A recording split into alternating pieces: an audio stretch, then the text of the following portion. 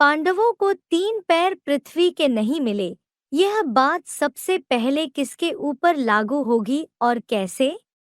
बाबा 3 पैर पृथ्वी बोलते हैं ना। हाँ। तो ये तन मन धन हो सकता है? नहीं, पृथ्वी माने पृथ्वी। पांडवों को 3 पैर पृथ्वी के नहीं मिले,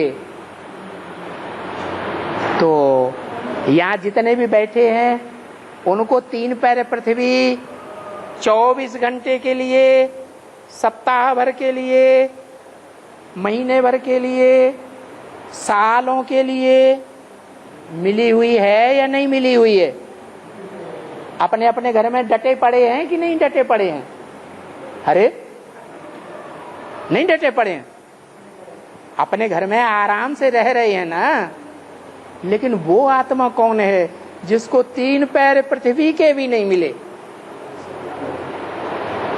अपना पैतृक घर होते हुए भी उस घर में नहीं रह सकता।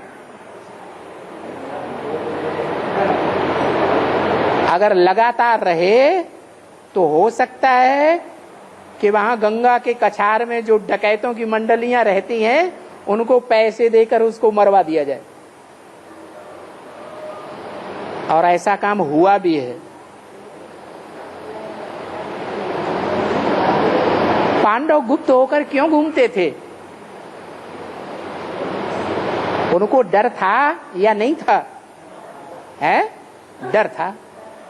तो पांडवों के लिए वो बात पहले लागू होगी या पांडवों के बाप पांडु के लिए वो बात पहले लागू होगी?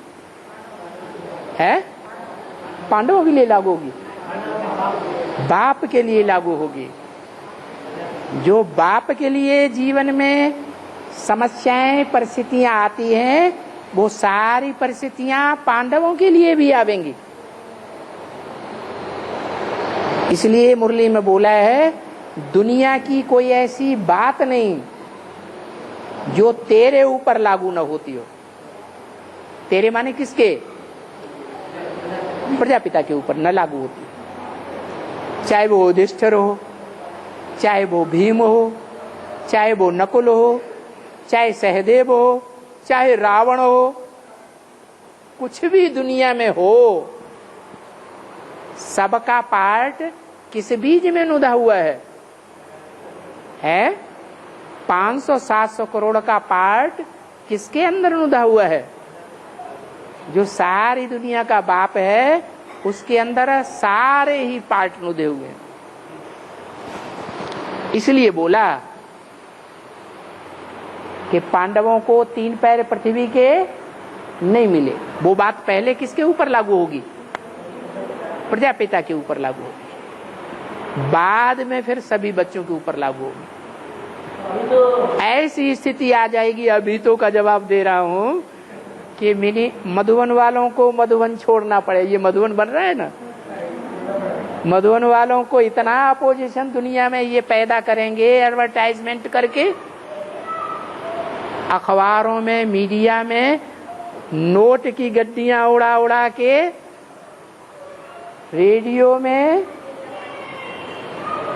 नोटों की धारा बढ़ा के, और इंटरनेट में पैसे दे करके, और जो अखबार वाले हैं इनको पैसे दे करके इतना वातावरण दुनिया का खराब कर देंगे कि लोगों को गुस्सा आएगी। और जैसे आज मुरली में आया कि पांडवों को चोरों ने, लुटेरों ने लूटा, तो लूट लेंगे।